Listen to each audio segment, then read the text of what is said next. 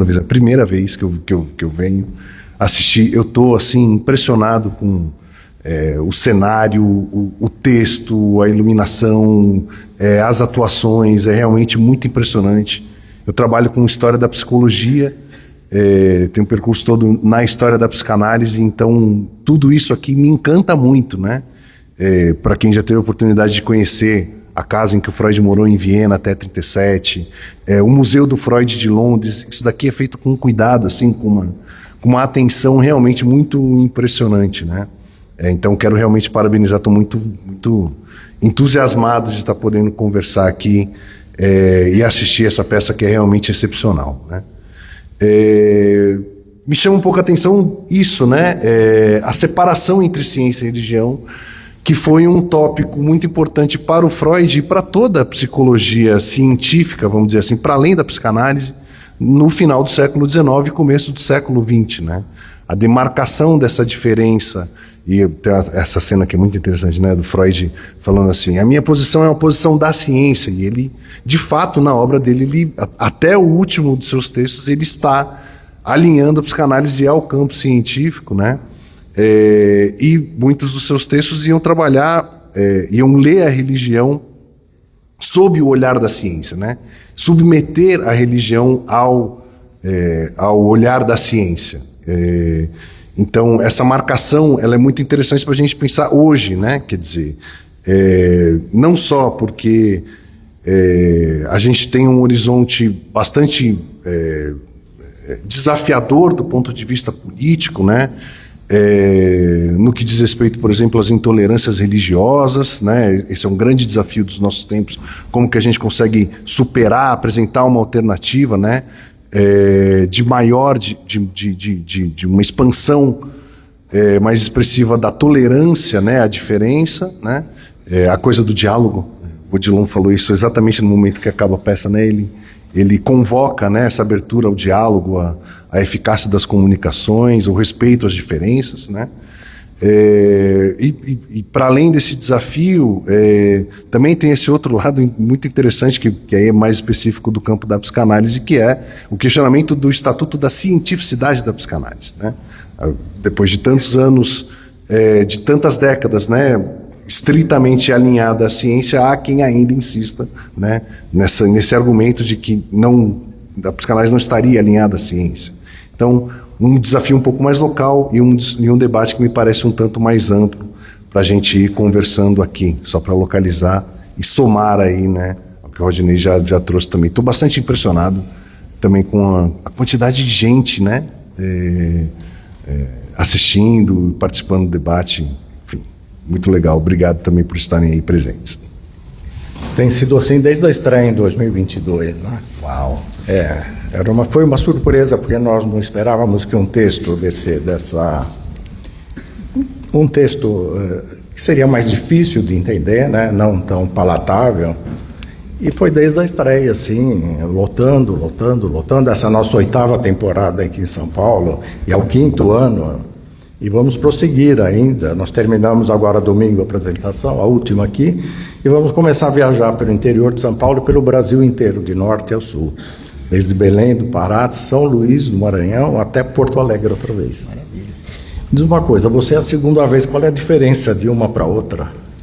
Olha, naquele momento, eu acredito que a gente estava saindo de uma pandemia, tinha essa questão que eu acho que era muito presente ainda. A gente estava vivendo uma abertura naquele momento, todo mundo viveu, de certa maneira, a presença da morte muito próxima. Então, também tinha uma questão de se identificar com a personagem do Freud naquele momento, mas acho que tinha também uma questão da gente estar passando por uma incerteza do que aconteceria, né? Embora já tivesse vacina, já 2022 a gente estava na abertura, vacina chegando, mas ainda tudo muito incerto, a gente sem saber como as coisas caminhariam.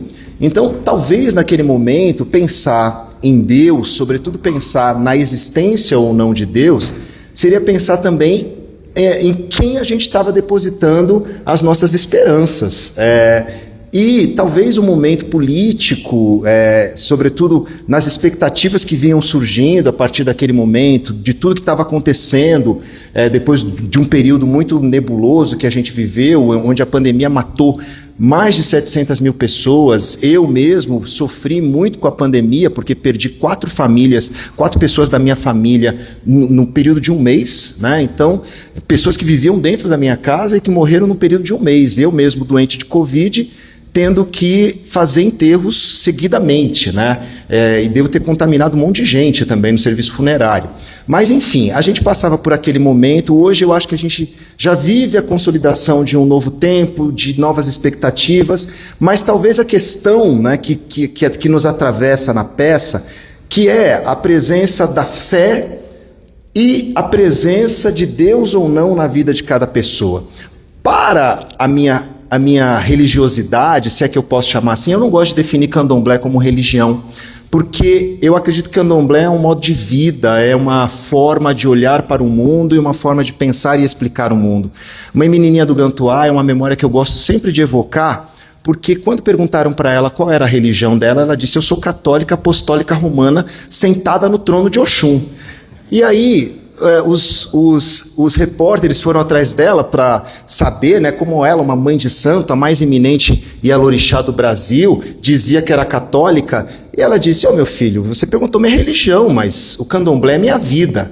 Então eu continuo pensando, o candomblé é minha vida, e como o candomblé me atravessa, é de uma maneira muito tranquila, especialmente para assistir esse diálogo sem ser incomodado por essa questão, porque não é uma contradição para mim afirmar que os deuses existem, porque os seres humanos existem. Na verdade, isso é um oriki, ou seja, uma frase sagrada dentro da minha tradição. Na nossa tradição, nós sabemos que os deuses continuam a existir porque nós, seres humanos, somos iniciados para que nos tornemos divindades. Então, o momento do transe num terreiro de candomblé, para quem já teve a oportunidade de ver, é um momento de uma troca muito profunda, onde nós emprestamos aos nossos deuses a nossa essência humana e eles nos emprestam a essência divina. Dizem em uma das nossas histórias sagradas que um dia o Orum, a terra dos deuses e dos ancestrais, e o Aie, essa nossa terra aqui onde nós vivemos, foi uma coisa só. E por conta de uma série de contrariedades, Obatalá, a grande autoridade entre os deuses, teria jogado o seu cajado, né, o seu opachorô, e dividido o Orum e o Aie, e separado as coisas. Mas há um momento que essa junção de Orum e Aie voltam a acontecer. E é justamente quando os deuses baixam, como costumam dizer, nos terreiros de candomblé para dançar entre nós, para nos abraçar, para comer entre nós e para viver entre nós, né? Porque dizem que o Orum é um lugar muito chato, por isso os deuses, os nossos orixás gostam de voltar para a terra, porque aqui tem samba, tem cerveja, feijoada, então aqui é muito bom. Então a gente gosta desse lugar, a gente sabe que aqui é o lugar onde a felicidade é possível e a gente constrói essa felicidade como uma obrigação ancestral. Eu digo que a felicidade é uma obrigação ancestral, não confundindo obrigação com obrigatoriedade, mas sabendo que obrigação também traz para mim o sentido da graça, da gratidão. Então, por ser grato a todos os passos que me antecederam neste mundo, sobretudo dos meus antepassados que viveram na mais triste condição a que um ser humano pode ser submetido, que é a escravidão, eu tenho que honrar esses passos sendo feliz. Então eu construo essa felicidade como uma forma de honrar aqueles que me antecederam e também de bater o chão para aqueles que vão me suceder. Então a gente sabe, né, e os nossos orixás ensinam isso, que a nossa luta não tem fim. Uma guerra trazendo a outra, uma guerra para terminar com outras guerras. Mas a gente sabe que essa luta constante, sobretudo para um povo que foi tão massacrado e tão desumanizado, é simplesmente a luta pela sobrevivência num primeiro momento. É aquela velha história que a Conceição Evaristo nos conta, né? Combinaram de nos matar, mas nós combinamos de não morrer. Eu diria que o combinar de não morrer trouxe para nós em um determinado momento o sentido da resistência.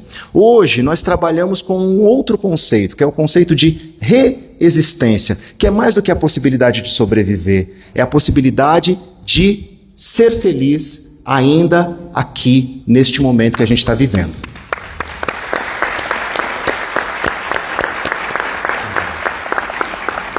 Rafael, não, eu estou com o microfone aqui, obrigado. Em relação, eu estava ouvindo a conversa de vocês lá embaixo, realmente uma alegria, né, a gente poder receber esses companheiros amigos com tantas reflexões. Rafael, você, em relação à questão, o Rodney falou agora sobre a guerra, não é? A guerra tem um componente também muito importante. A gente, quando começou a peça em 2022, tinha acabado de iniciar a guerra na Ucrânia.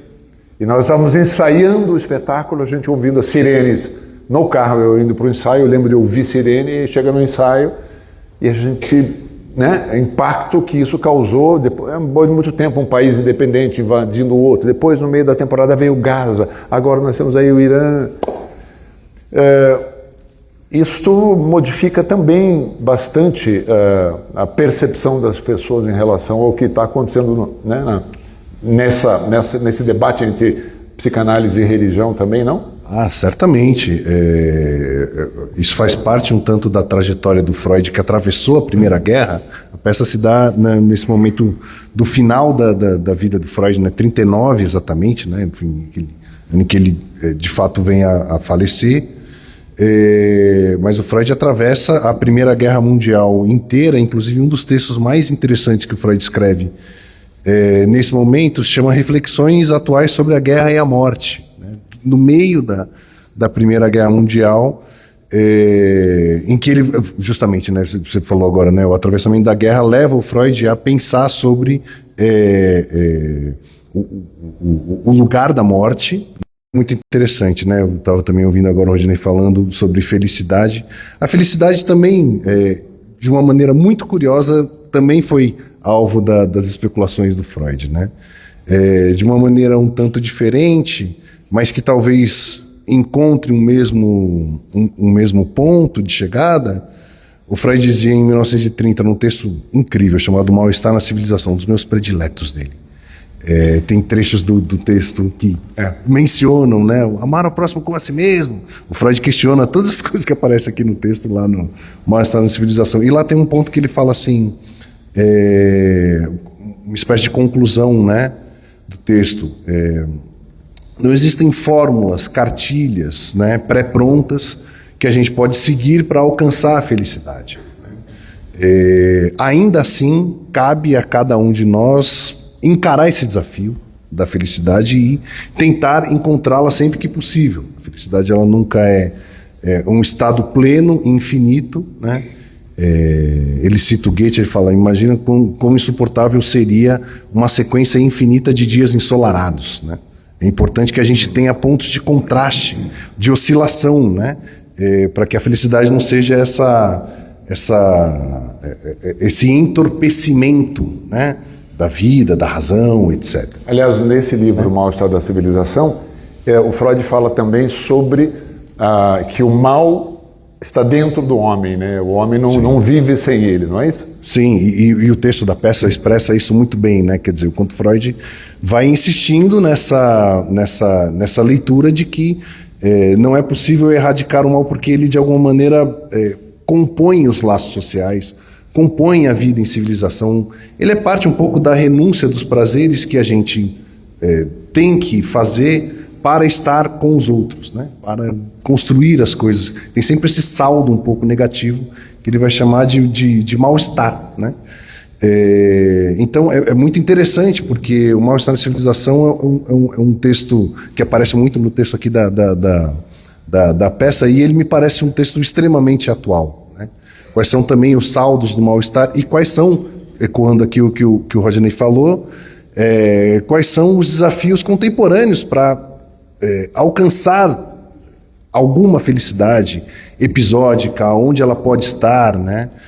Desde que a gente não se prive do direito de lutar por ela, né? De tentar conquistá-la, mesmo que temporariamente, e é importante que seja temporariamente, né?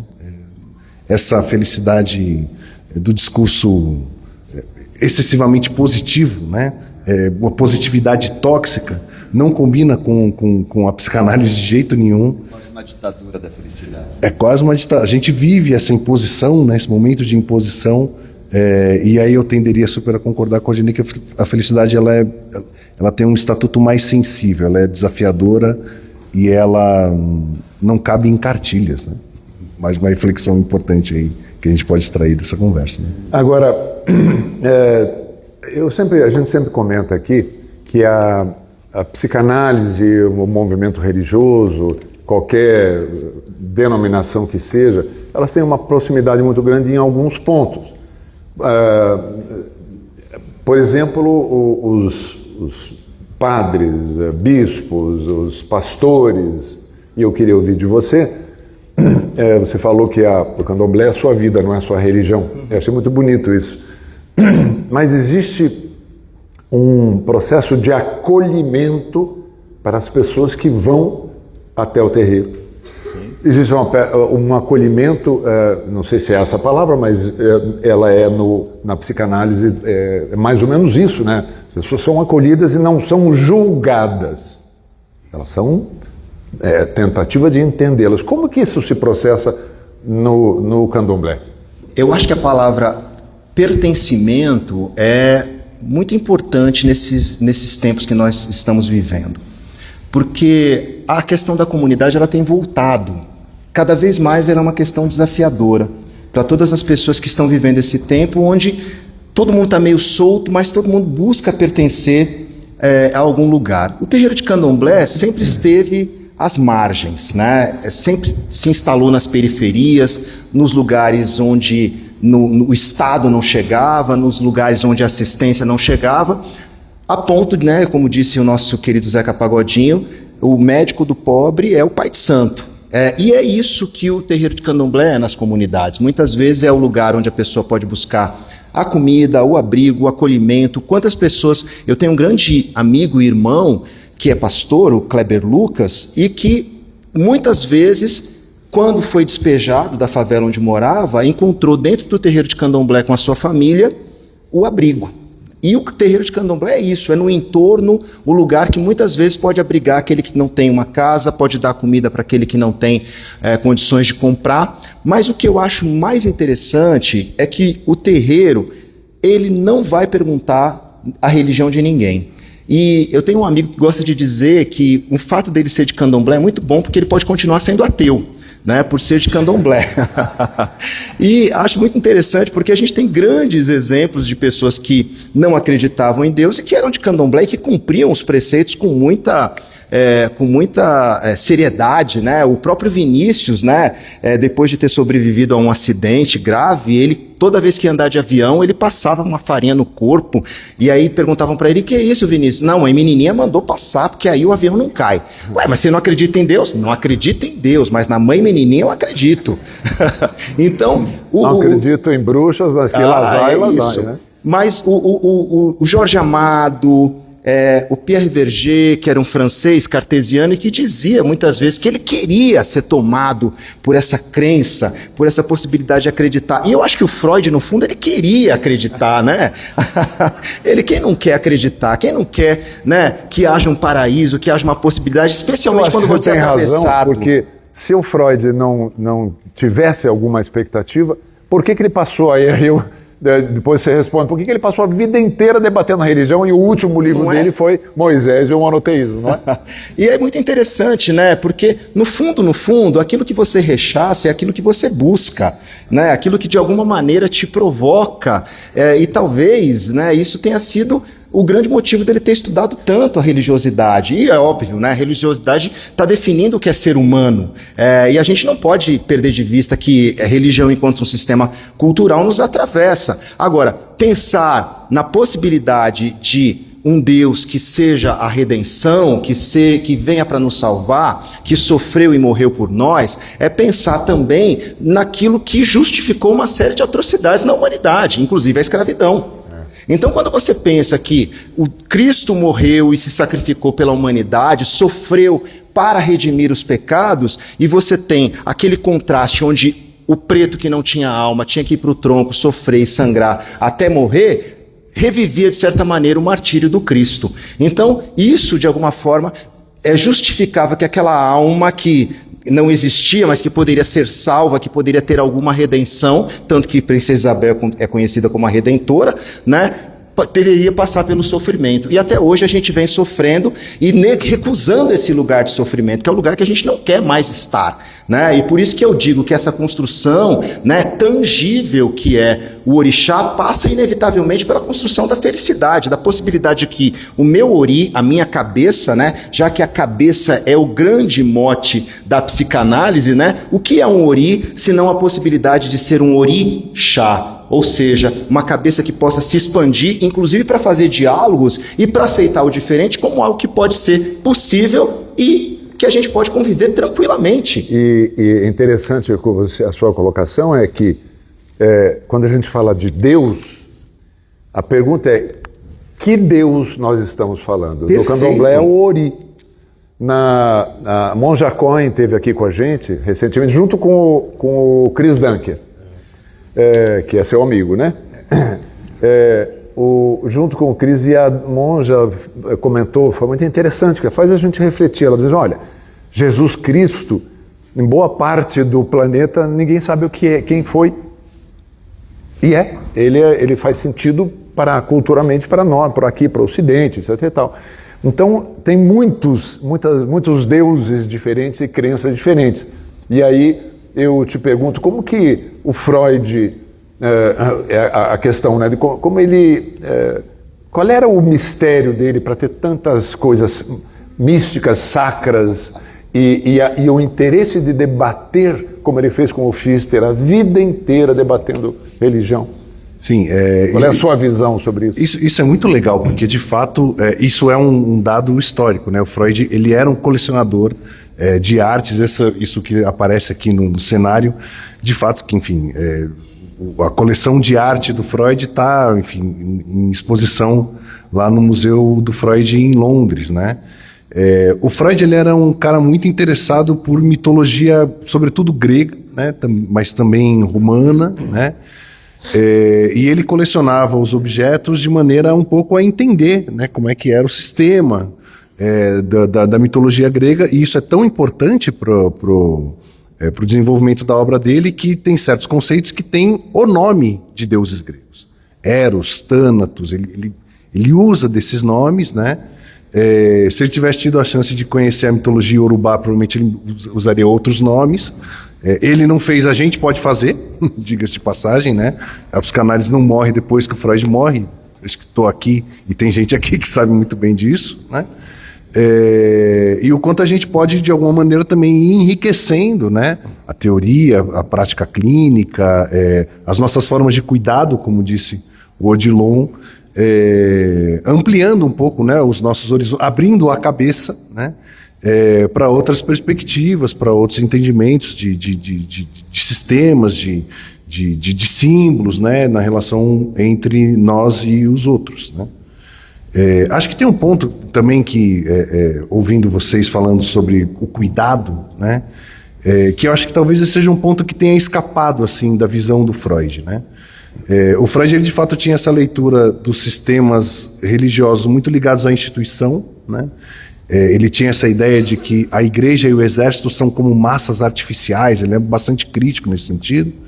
Mas eu acho que ele não pôde observar esse elemento da coletividade, dos laços comunitários que acontecem dentro desses espaços. A despeito do caráter normativo das instituições, existe uma coletividade, existe uma possibilidade gregária, né? Uma certa comunidade de destino que se instala no momento em que alguém chega, né, nesse espaço procurando por algum tipo de ajuda, com algum estado de sofrimento, né? A comunidade dá conta de cuidar e de acolher, né, esse sofrimento, enfim, muito antes, não sei se antes ou depois, enfim, mas certamente fora desse ponto que o Freud insistia tanto, que era da instituição religiosa como uma alienação, como uma submissão, né, a uma espécie de grande outro. Acho que essa sutileza do cuidado da comunidade, esse traço não sei se uso o termo da maneira mais adequada, assim, mas que é também de luta, de resistência, de aquilombamento, né? Que uma comunidade de resistência, inclusive de resistência política, pode oferecer para alguém em sofrimento, né? E sem esquecer que o Freud foi talvez um dos primeiros a ouvir as mulheres, não é? Sim. Me disseram já aqui, não sei quem foi. A psicanálise nasce daí, né? Começou com uma paciente dizendo: cala a boca e me escuta.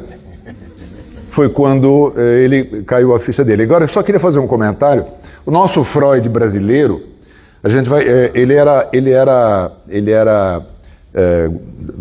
colecionava as coisas, as imagens gregas, evidentemente, porque ele foi buscar na psicanálise também, né? O Édipo lá nas tragédias gregas.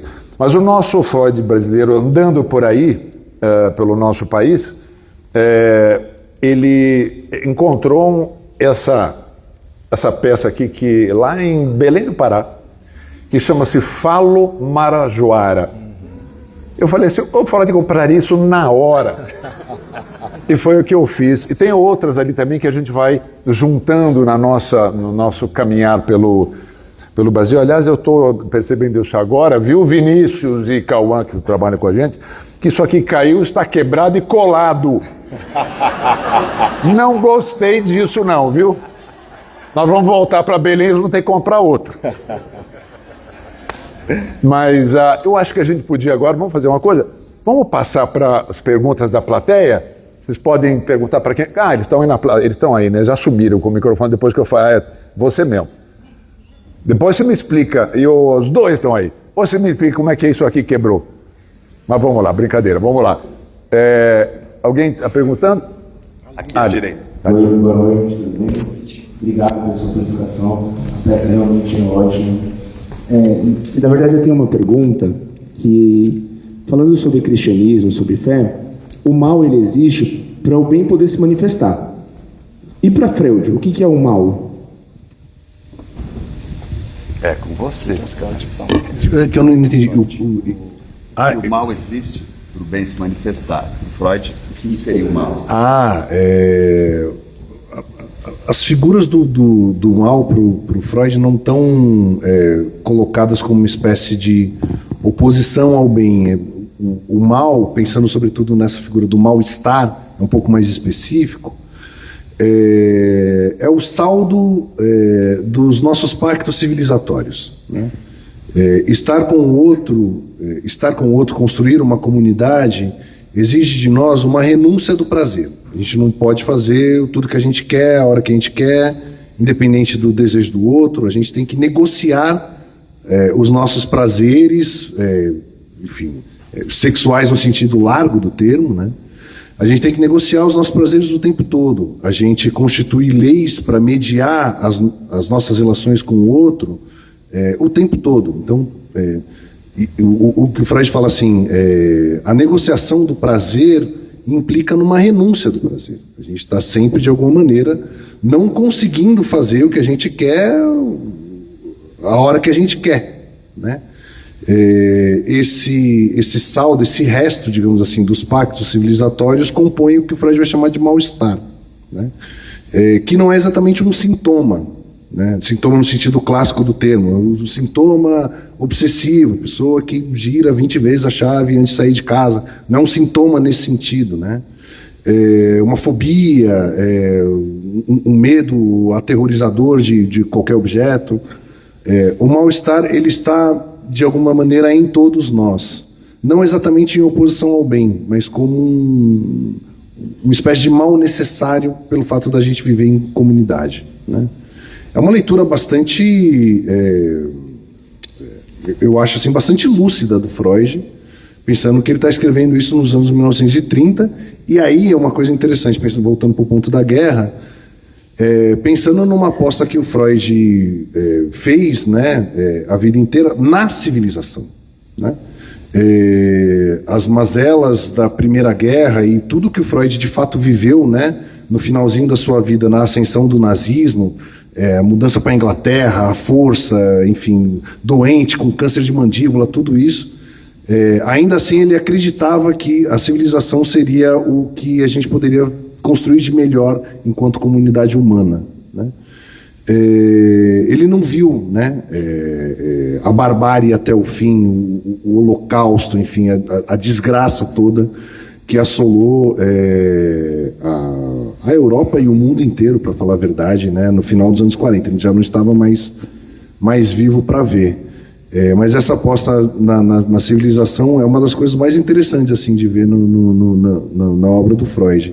E essa aposta também, isso está também nesse texto das reflexões sobre a morte e a guerra, uma aposta na manutenção da cultura. Isso eu acho muito bonito assim, do pensamento do Freud. Ele acha que a cultura ela deve ser preservada não no sentido reacionário, conservador, ruim do termo, né? Mas que quanto mais a gente tem repertório, né, para entender historicamente os erros que foram cometidos no passado, a nossa chance de repetir esses erros no presente, no futuro, fica diminuída. Então, quanto mais a gente tiver condições de preservar as nossas culturas, todas elas, isso é muito importante, né? Melhor seria o nosso repertório para construir uma civilização mais justa, mais igualitária. Então o Freud ele era uma espécie de humanista nesse sentido, o que é uma coisa muito bonita de acompanhar na obra, no pensamento e na vida dele. E no candomblé, como que o candomblé entende, ou na sua visão de mundo, o mal, como foi colocado assim também? O bem e o mal no candomblé são entendidos como complementares, não necessariamente como excludentes. Eles existem, coexistem, dialogam, interagem, mas não há essa diferenciação entre bem e mal, e isso não quer dizer que nós não saibamos o que é bom e o que é ruim. Mas no sentido cristão que se coloca geralmente o bem e o mal, nós no candomblé não entendemos dessa forma. Pelo contrário, né? A tendência de olhar para as coisas de maneira circular faz com que aquilo que um perde, o outro ganha. Então, se é um mal para quem está perdendo, é um bem para quem está ganhando. Então, olhar as coisas dessa maneira dá uma possibilidade também de não excluir e de não olhar para as pessoas separando em caixinhas, você é bom, você é ruim, mas colocando as pessoas como aquelas que podem ser atravessadas por outras questões. Eu acho muito interessante, né, quando a gente fala desse processo de como a cultura é valorizada pelo Freud, e isso me faz pensar numa coisa que é uma reflexão que fica para mim ao assistir mais uma vez a peça. Eu acho que a questão do Freud era muito mais com a instituição do que com a fé. E acho que ele acreditava, sim, que a fé era algo que era possível e que muitas vezes era necessário para que o ser humano pudesse existir, e era uma construção humana que estava dentro de um processo cultural. Mas a instituição, ela desvirtuava, digamos assim, e historicamente ele tinha motivos para não gostar das instituições, né? Até como fala na peça, pela a coisa do pai, a religião do pai e a cristã que ele viu acontecendo no mundo naquele momento. Desculpa interromper. Não, mas eu concordo, e é isso mesmo. Ele tem uma história e a história o leva a isso. E acho que é importante a gente perceber que toda pessoa é um complexo de relações. Freud é uma pessoa que também foi atravessado por uma série de questões, tanto que essa brincadeira, né, quem senta no divã, né, ela fica muito presente o tempo todo ali, né, quem está analisando quem, e acho muito interessante esse jogo, né, como a inteligência faz a gente refletir sobre coisas que nem estão colocadas na peça, mas que são ao mesmo tempo tão atuais e tão presentes na nossa vida, e talvez por isso, né, esse sucesso, entre aspas, inexplicável da peça, sempre cheia, estava cheia naquela ocasião. Eu tenho acompanhado, né, sigo a página, tenho acompanhado. Ele nos ajudou muito pelo Brasil. Quando a gente foi para a Bahia, ele que indicou um colega lá do Candomblé. Do Candomblé, e indiquei o padre também, porque eu sou amigo dos padres na Bahia. Você sabe que padre na Bahia é outra história, né? Padre na Bahia é baiano, gente. Então, indiquei os padres. Exatamente. Né, meu querido Padre Lázaro, que é da igreja do Nosso Senhor do Rosário dos Pretos, eu diria para vocês que é um candomblé disfarçado de igreja católica. Quem mais? Tem alguma outra pergunta? Você que tem acompanhado, quem que Eu não estou enxergando aqui. Boa noite. Aonde? Aqui. Ah, lá em cima. Olha, bem? nós temos mais duas, depois de você, mais duas perguntas. Vinícius, você está... Cadê você? Então, me aponta quem está levantando, que a gente não enxerga daqui, tá? Então, tem mais 5 pessoas. 5 pessoas. Se todos falarem rapidamente e nós concluirmos rapidamente aqui, a gente pode tentar 5. Porque a gente tem problema aqui com o teatro, viu, gente? Não é porque a gente não queira, a gente adora esse bate-papo aqui. Mas vamos lá, pode falar. Primeiramente, boa noite. Meu nome é Beatriz. Eu estou assistindo pela 3ª vez a peça, acho que em menos de um mês. A primeira vez eu vim com o ICESP, que é onde eu trabalho. E, primeiramente, parabenizar todos vocês pelo trabalho incrível que vocês fazem aqui. E a peça me tocou em diversos aspectos da minha vida. Primeiramente, porque eu sou fascinada por teatro. Segundo, que eu sou estudante de psicologia. E terceiro, que eu sou cristã. Então, é um combo completo aí. E trabalha no ICESP, que é um Instituto do Câncer, que é um acolhimento. Aquela instituição é exemplar, maravilhosa. É acolhimento desde a hora que entra e eternamente ali. É maravilhoso. Parabéns, viu, pelo seu trabalho lá. Obrigada. E a minha pergunta hoje a gente vê no mundo todo muitas guerras que estão voltadas ali com o princípio de que há o Deus. E isso é muito difícil de se pensar, para mim, como uma pessoa civil normal, e que vê esse tanto de guerra sendo baseada de que Deus gostaria daquilo. E não só guerra, mas também a gente está em ano eleitoral, também tivemos vários debates em 2018 com Bolsonaro sendo eleito, 2022 com Lula sendo eleito. E eu queria entender, eu acho que principalmente para o Rodinei, como que você enxerga essas guerras que são que falam que Deus é o propósito daquilo e não Deus está por trás daquilo, né? Está abençoando aquele movimento, né? Exato. E Bom, não é o principal do mundo inteiro, né? Esse Deus é muito ocidental. Obrigado. Agora eu peço para todos nós sermos um pouquinho mais objetivos para dar tempo de os outros participarem. Vamos lá. Sendo bem breve com você, Bia, já pega intimidade logo. Eu acho que sempre foi em nome de Deus, né? Sempre foi em nome de Deus. E acredito que a gente precisa pensar a humanidade a partir de um outro lugar, né? Sempre que existir o outro,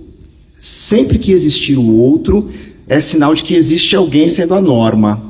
E a norma é quem tem o poder, é quem comanda, é quem determina quem vive, quem morre, quem é escravizado, que cultura que pode ser subalternizada, que cultura que pode ser destruída e assim por diante. Então a gente precisa pensar que esse lugar da instituição, né, sobretudo quando Deus se transforma em instituição, e aí Marx vai dizer que religião é o ópio do povo, e ele nunca estava se referindo à fé, né? Ele estava se referindo à instituição, e nesse sentido, obviamente, a gente sabe que as instituições têm sim força, têm peso, mas ao mesmo tempo elas têm um papel fundamental também para manter o mínimo de equilíbrio nesse mundo. Então eu acredito que o lugar de acolhimento, o lugar de pertencimento, mesmo que essa comunidade ainda seja o lugar onde a gente tenha que abrir mão da privacidade, ainda é o lugar onde a gente encontra abrigo para continuar dialogando e debatendo, né? Porque o debate é muito saudável e é muito importante,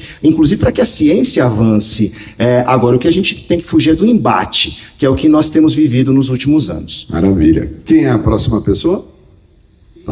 Eu vi que tem aqui uma pessoa aqui na frente e tem outra pessoa ali, viu? Vamos lá. Tá, boa noite. Boa noite.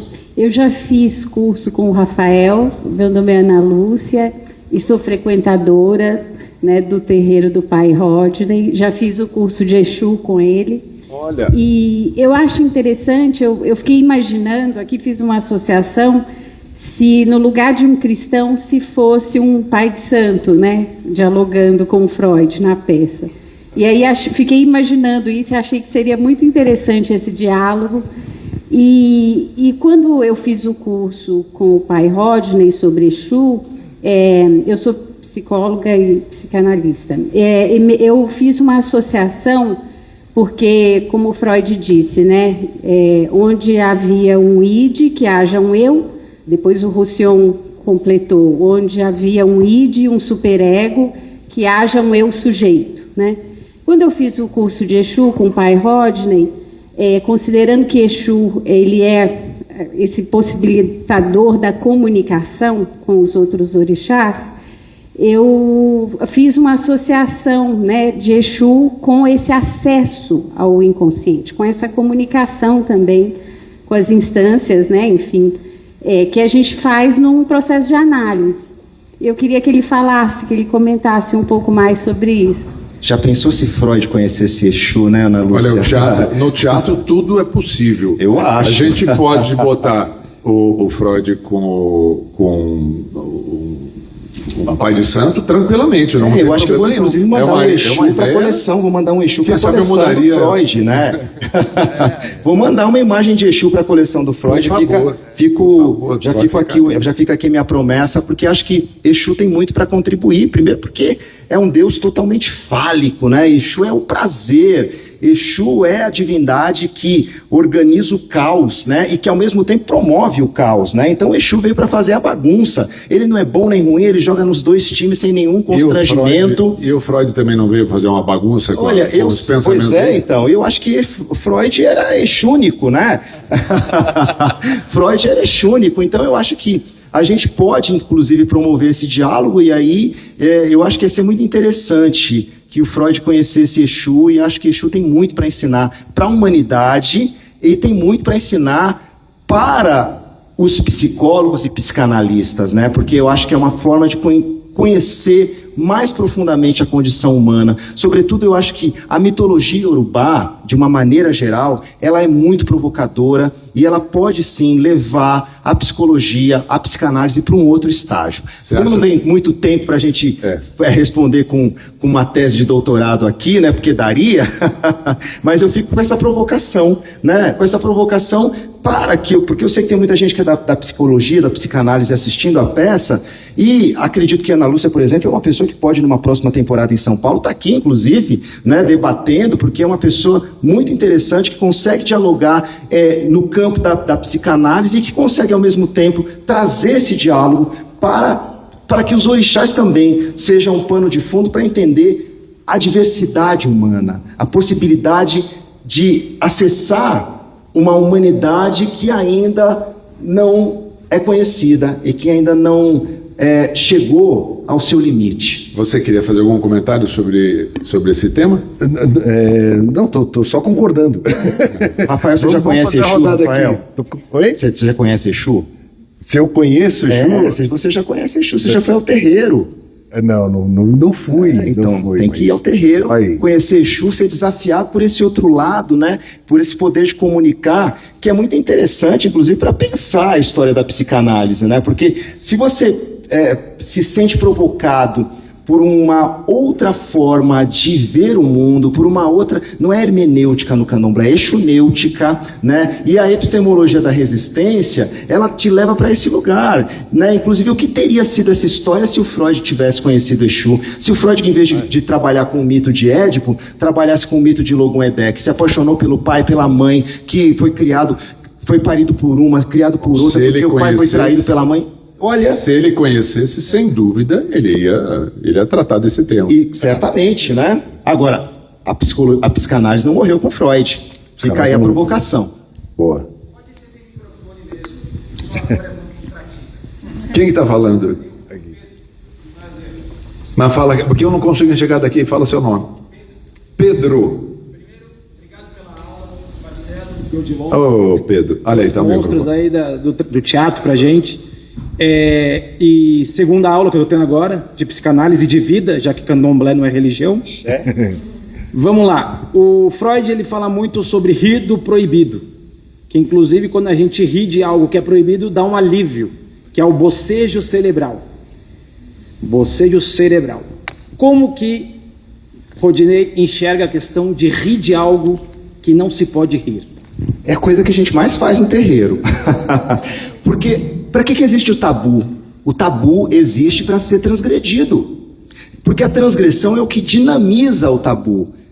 Vocês querem lugar onde se ri mais do que velório?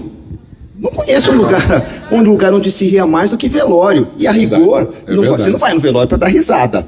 Mas, gente, no último velório que eu fui, a gente riu tanto, que a gente começou a ficar constrangido com os olhares, né? Os olhares de censura, todo mundo ali chorando e a gente dando risada. Mas não tem lugar que se ria mais do que velório. Então, não é exatamente uma contradição quando o tabu é dinamizado pela transgressão. Porque é justamente ali que tudo é reafirmado. Quando você pensa a proibição do incesto, e aí eu vou puxar um pouquinho a brasa para a antropologia, que é a minha área, e aí o Lévi-Strauss vai dizer o quê? Não haveria por que proibir aquilo que sem a proibição não correria o risco de acontecer. E o que você falaria disso? Tem um comentário que é bem freudiano e é bem clínico, na verdade, que é a diferença entre rir com alguém e rir de alguém, né? Também, né, na clínica, quem faz análise, depois de um tempo de análise, né, quando enfim, o sofrimento já consegue encontrar algum tipo de contorno, é uma delícia conseguir rir com o seu ou sua analista, né? E é muito interessante porque o psicanalista ele nunca ri do paciente, né? Ele, depois de um tempo, com uma relação bem estabelecida, poder rir com o paciente é libertador, né? Para ambos, eu acredito. Para o ambos. Paciente e psicanalista. Para ambos. É libertador e é uma possibilidade também. Isso é do riso, isso é do dito espirituoso, está um pouco na teoria, contemplado na teoria freudiana, que é a possibilidade da gente se levar menos a sério, né? Quantos sofrimentos neuróticos, quantas obrigações a gente se impõe a nós mesmos porque nós nos colocamos num certo lugar narcísico, num certo pedestal de um projeto de vida extremamente ambicioso, pretensioso, e a gente se esmaga dia após dia tentando alcançar isso que é inalcançável, né? Rir com alguém é a possibilidade de se levar um pouco menos a sério. Isso é muito curativo. Isso não acontece sozinho. Você precisa do outro, dos outros, né, para isso acontecer. Maravilha. Nós temos agora uma última pergunta. A gente não consegue mais. A gente tinha uma pessoa. Cadê o Vinícius? Aqui. Aonde você está? Mas olha, ela tinha levantado bem antes e nós estamos usando o nosso limite. É ele ou ela? A gente não enxerga daqui por causa da luz. É ela. Gostaria de como é seu agradecer. nome? Débora. Oi? Débora. Queria parabenizar aos dois atores, que vocês foram incríveis, porque parece que Freud está encarnado aqui mesmo, né? Literalmente, tanto pelo cenário quanto você tossindo ali, gente, é surreal, é surreal. Eu estou vindo a primeira vez, estou vindo pela Unip, que é a faculdade que estou fazendo de psicologia, e eu estou no 5º semestre. E aí a pergunta é para o Rafa, porque no 3º semestre eu queria ser TCC. Aí agora eu estou no 5º, me apaixonei por psicanálise. E a minha pergunta é, a todo momento o Freud, no debate com o ator Marcelo, ele fala das teorias e tudo, só que dá para você ver que é muito mais pessoal do que a psicanálise. Isso pode acontecer com você e o paciente, quando você está atendendo um paciente que ele vai além das suas convicções e você fala, putz, não é isso que eu acredito, mas você consegue manter essa neutralidade? Ok. Eu não sou muito um adepto da neutralidade, digamos assim. Eu acho que a neutralidade é um ideal científico meio inatingível. E no caso da clínica, a neutralidade, ela quase sempre recai num lugar meio de reação gélida, né, em relação ao outro. Eu sou do time da implicação e não exatamente da neutralidade. Mas é claro, né, a gente vai se mantendo em alguma certa posição de reserva, a gente oscila entre estar implicado e se reservar, né? A gente reserva porque, no fundo, o analista não está no centro das atenções, né? A gente se reserva, a gente se coloca em silêncio para poder escutar, porque não é para a gente ficar falando dos nossos dos nossos problemas. Para isso, todo analista faz análise, diga-se de passagem, né? Vai levar suas questões para análise. Mas essa reserva, ela de alguma maneira não deve se confundir com um distanciamento afetivo, com um distanciamento intelectual, qualquer coisa assim naquela relação, né? Apesar do silêncio, a gente está, né, quando está escutando o outro, a gente está entregue de corpo e alma, assim, de coração e de cérebro. Está inteiro ali, né? Maravilha. Quem era a última pessoa? Agora eu não lembro. É aqui, é ali atrás, né? Desculpe, gente, eu sei que você levanta a mão, mas olha, a gente realmente, daqui a pouco, os funcionários do teatro apagam as luzes, porque a gente entende que tem o horário deles.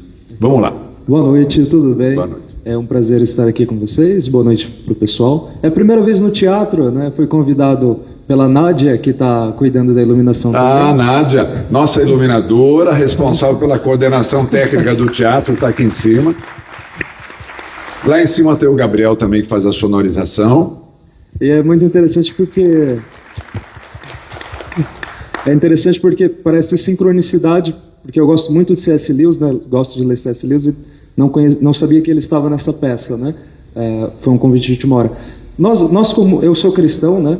E o cristianismo como instituição, ele causou muitos males à humanidade em geral, né? E a gente reconhece isso porque há uma deturpação daquilo que Cristo pregou, né? Sobre amor e acolhimento, mas a instituição cristã causou muitos males, né? Aí uma pergunta que eu tenho para o Rodney: como nós cristãos podemos fazer uma reparação a toda a outra comunidade religiosa além cristã, de uma forma que a gente possa, de certa forma, reparar pelos muitos anos de preconceito e problemas que causamos? Muito obrigado. Obrigado pela sua pergunta, né? Eu acho que essa reparação não cabe só à igreja, cabe ao Estado também. E acredito que as políticas públicas, elas vão nessa direção. Mas eu acredito que dentro da igreja, quando a igreja se abre para o diálogo, sobretudo aceitando que o sincretismo é uma rua de mão dupla. Por exemplo, ontem foi dia de São Jorge, né? E São Jorge, aqui no Brasil, não sei se vocês sabem, mas ele come a feijoada, que é a comida de Ogum, e toma cerveja, porque a cerveja também é oferecida para Ogum, e dança o samba. Então, não foi o catolicismo, né, que tornou as religiões de matriz africana as religiões mais cristãs, mas foi justamente o catolicismo no Brasil que se africanizou. Isso é o Luiz Antônio Simas que diz, e acho que ele diz com muita propriedade, né? Essas encruzilhadas, elas são pontos de convergência e não de divergência. As culturas sempre vão dialogar, sempre, mas do ponto de vista institucional, quando o poder se alia, né, ao poder do Estado, e esse é a grande questão da Igreja Católica, em algum momento, enquanto instituição, ter feito aquilo que era próprio de quem detinha o poder naquele momento. Então, aquele recorte histórico. Não estou dizendo que a igreja não se valha dos privilégios que foram trazidos lá de trás daquele processo histórico, que as pessoas que têm privilégio hoje não precisem abrir mão dos privilégios para a gente construir um mundo mais justo. Agora, do que a igreja está disposta a abrir mão, né, em nome dessa reparação? Então, talvez seja um diálogo para que você leve para a igreja e me chame lá para a gente discutir o que é possível. Eu estou pronto para dar sugestões. Muito obrigado. Muito bom. E você disse que é a tua primeira vez no teatro, é isso? Então, muito obrigado por estar aqui no nosso espetáculo pela primeira vez, mas não deixe de vir mais, porque o teatro é transformador. O teatro... a arte é transformadora, a arte salva. Então, venha sempre, porque as reflexões são bastante interessantes sempre. Bom, gente, nós vamos passar agora para as nossas considerações finais. Eu peço que cada um de vocês faça a sua mensagem final, como bem entenderem, e para a gente fazer o nosso encerramento. Bom, agradecer ao público que ficou até agora nesse bate-papo incrível hoje. Obrigado aos dois. Os nossos bate-papos ficam registrados no Instagram, na nossa e no página, YouTube também. E no YouTube também. Então, todos os que aconteceram vocês podem assistir lá. e agradecer a presença de vocês e dizer que nós temos mais 2 dias de espetáculos. Amanhã nós temos uma sessão às 5 e outras 20, e no domingo a última sessão dessa 8ª temporada em São Paulo, às 5 da tarde. Muito obrigado pela presença de todos. Obrigado pela presença, quero parabenizar mais uma vez a peça, enfim, atores e toda a equipe aqui dos bastidores para fazer isso aqui acontecer, tem muita gente envolvida. Mesmo que eles quebraram a Mesmo quebraram o Falo Marajoara, paraense, gente... Quebrar o falo é importante, O que Freud diria disso, né? Olha, excelente pergunta, viu? Gente, obrigado aí pela atenção e, enfim, pela oportunidade de estar aqui nessa conversa incrível. Boa noite aí para todo mundo.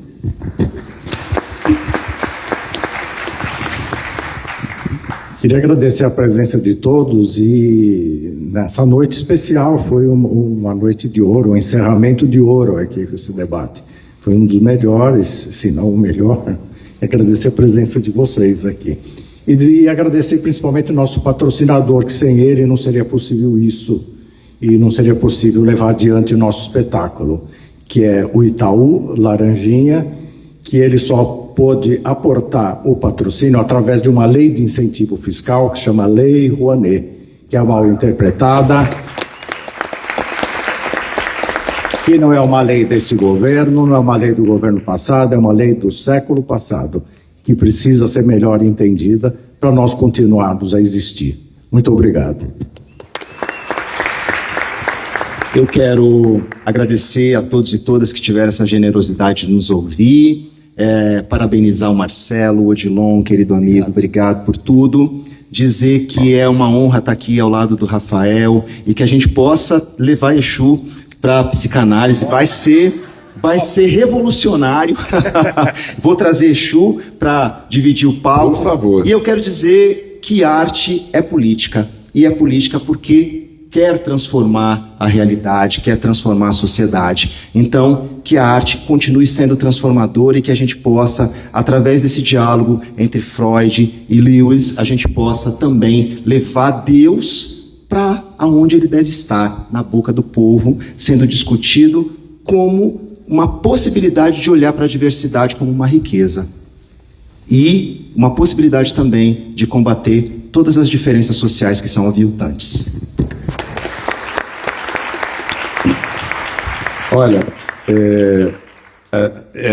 eu só tenho a agradecer. Esse realmente foi um encontro muito especial essa noite. Você, quando falou no começo, né, de que o candomblé não é uma religião, é uma maneira, um modo de vida, né? Isso é muito tocante. Quando você fala sobre o Freud e a possibilidade da busca desse encontro da felicidade, que isso era uma coisa presente, né, e instigava e colocava ele numa situação realmente de conflito, né, porque o ceticismo do ateísmo, mas ao mesmo tempo a busca de algo que ele não compreendia. Enfim, os temas que vocês trouxeram foram maravilhosos. Eu agradeço muito a gentileza de vocês compartilharem com a gente. Sim, a arte salva, a arte é política. Só através da arte e da educação é que nós temos uma nação que pode se desenvolver adequadamente. E eu não vejo diferença entre arte e educação. O Freud mesmo tinha uma frase sobre a arte que era linda. Ele dizia assim que onde quer que os poetas e artistas cheguem, onde quer que a psicanálise chegue, os poetas e artistas já chegaram antes. Então, é isso, ele vai buscar lá nos gregos a inspiração para tudo, né? Então, o diálogo, como você bem colocou agora, é importante a gente falar sobre a importância de dialogar, de aceitar o outro como é, que dentro da visão, inclusive cristã, não é a regra de ouro. Todo mundo fala da cristandade, a regra do ouro é faça ao outro aquilo que gostaria de fazer a si mesmo. Não, a regra de ouro é aceite o outro como ele é. Esta é a regra de ouro da cristandade, que foi pregada como você falou, por Jesus Cristo, né? Muito bem, gente, muito obrigado a vocês que estão em casa nos assistindo, muito obrigado pela gentileza de estarem aqui com a gente, e vocês, queridos amigos, muito obrigado por estarem com a gente.